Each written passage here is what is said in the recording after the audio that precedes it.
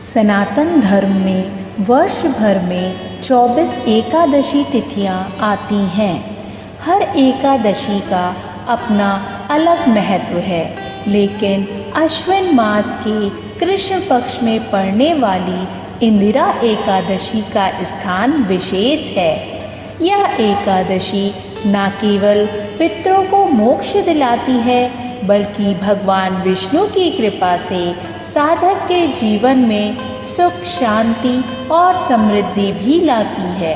कहते हैं, यदि इंदिरा एकादशी की कथा सुने बिना व्रत किया जाए तो वह अधूरा रहता है।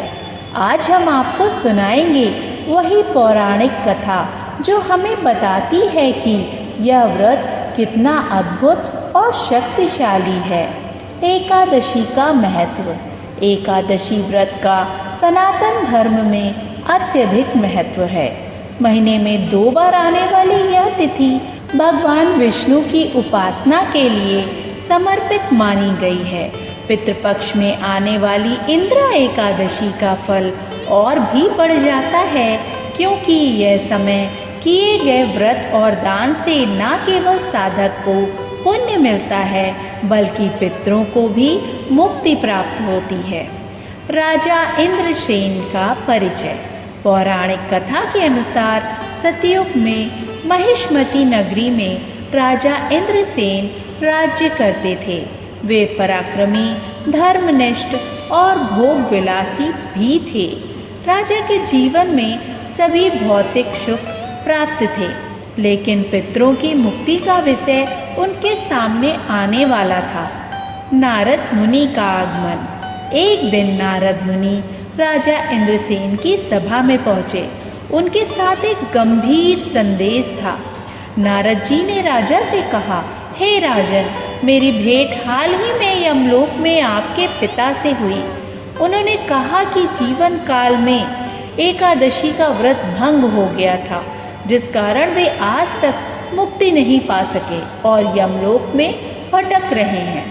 यह सुनकर राजा इंद्रसेन का हृदय व्यथित हो उठा। उन्होंने नारद जी से उपाय पूछा कि वे अपने पिता को कैसे मुक्ति दिला सकते हैं। इंदिरा एकादशी का व्रत। नारद मुनि ने कहा, राजन, यदि आप अपने पितरों को मुक्ति चाहते हैं तो अश्विन मास के कृष्ण पक्ष की एकादशी, जिसे इंदिरा एकादशी कहते हैं, का व्रत करें। इस व्रत के प्रभाव से आपके पिता सभी पापों से मुक्त होकर बैकुंठ धाम को प्राप्त होंगे। साथ ही आपके भी इस व्रत के पुण्य से जीवन में सुख, शांति और अंततः मोक्ष प्राप्त होगा। राजा इंद्रसेन का संकल्प। राजा इंद्रसेन ने नारद जी के आदेश स्वीकार किया। उन्होंने इंदिरा एकादशी के व्रत का संकल्प लिया। इस दिन उन्होंने भगवान विष्णु की विधिवत पूजा की, पितरों का श्राद्ध किया, ब्राह्मणों को भोजन कराया और दान पुण्य भी किया। उनका हर कर्म पूर्ण श्रद्धा और निष्ठा से संपन्न हुआ। व्रत का फल। इस व्रत के प्रभाव से उनके पिता को पापों से मुक्ति मिली। वे यमलोक से मुक्त होकर बैकुंठ धाम को प्राप्त हुए। सिर्फ यही नहीं, स्वयं राजा इंद्रसेन को भी इस पुण्य का प्रतिफल मिला।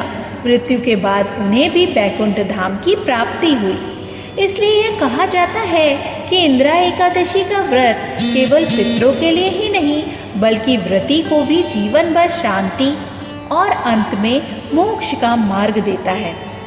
मित्रों, इंदिरा एकादशी हमें यह शिक्षा देती है कि सच्चा धर्म केवल अपने सुख के लिए नहीं, बल्कि पितरों की शांति और मुक्ति के लिए भी है। इस व्रत के पालन से साधक को भगवान विष्णु की कृपा मिलती है और पितरों को मोक्ष। इसलिए इसे पितृपक्ष में सबसे विशेष एकादशी माना गया है। तो मित्रों, आपने सुनी इंदिरा एकादशी की कथा।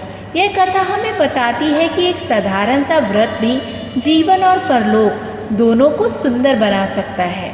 यदि यह कथा आपके हृदय को छू गई हो तो इस वीडियो को लाइक करें, शेयर करें और सब्सक्राइब करें, ताकि भक्ति और आस्था से जुड़ी हर कथा सबसे पहले आप तक पहुँचे। और हाँ, अगली कथा में हम आपके लिए लेकर आएंगे एक और अद्भुत व्रत की कथा। तो इसे मिस ना करें और बेल आइकन को जल्दी दबाएं। धन्यवाद।